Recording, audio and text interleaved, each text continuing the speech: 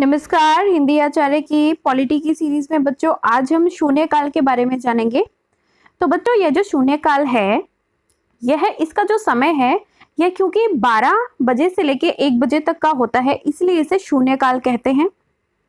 और यह शून्यकाल जो होता है यह प्रश्नकाल के ठीक बाद शुरू होता है। जैसे कि प्रश्नकाल जो है वो 11 से 12 बजे के बीच में होता है, इसी तरह से 12 से 1 बजे के बीच में शून्यकाल होता है संसद में। अब यह जो शून्यकाल है इसके बारे में और एक इंटरेस्टिंग चीज यह है कि यह इसके बारे में संविधान में नहीं लिखा गया। शून्यकाल एक ऐसी डिवाइस है जो कि इंडियन पार्लियामेंट ने ही इसको डिवाइस को बनाया है, यानी कि शून्यकाल के अपने उपयोग हैं। 1960 और 70 के दशक के बीच में यह जो शून्यकाल है इसका इस्तेमाल किया जाने लगा और सांसदों को भी इसका इस्तेमाल वो करते हैं। सांसदों का इसको पूरी तरह से समर्थन प्राप्त है, हालांकि इसका संविधान में कोई उल्लेख नहीं है।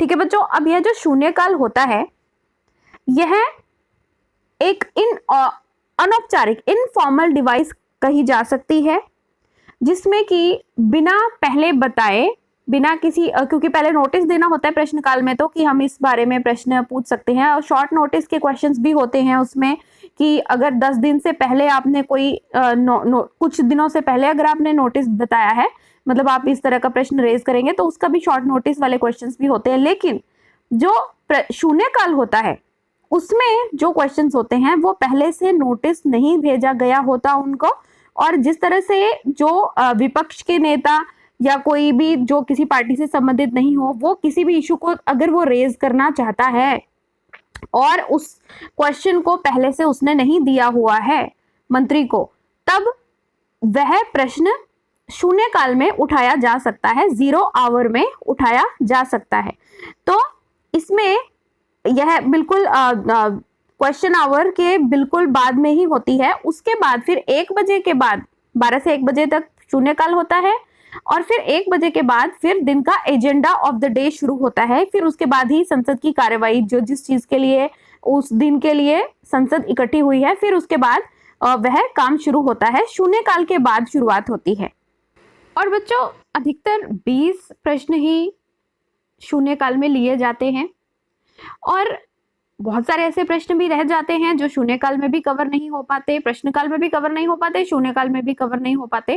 फिर उसके बाद संसद का जो सत्र होता है, मतलब संसद का जो समय होता है, शाम के समय तक संसद का वह दिन का जो समय है, संसद ने अपना कार्य कर लिया, उसके बाद फिर शाम को 6 बजे फिर उन प्रश्नों को लिया जाता है जो कि शून्यकाल के दौरान भी रह गए थे, जिनके बारे में बात नहीं हो पाई थी। और यह भी एक जरूरी बात है ध्यान देने वाली कि ऐसा नहीं है कि कोई भी मेंबर उठ जाएगा और कोई भी सवाल पूछ लेगा। सवाल ऐसा होना चाहिए जिसका राष्ट्रीय महत्व हो, मतलब सवाल महत्वपूर्ण होगा तभी उसे शून्यकाल में उठाया जा सकता है। और ऐसा नहीं है कि कोई भी खड़ा हो जाएगा और उसको सवाल पूछने की अनुमति मिल जाएगी। जो भी लोकसभा या राज्यसभा के अध्यक्ष होंगे उनको बताना होता है कि मुझे यह सवाल पूछना है, फिर वे अनुमति देंगे।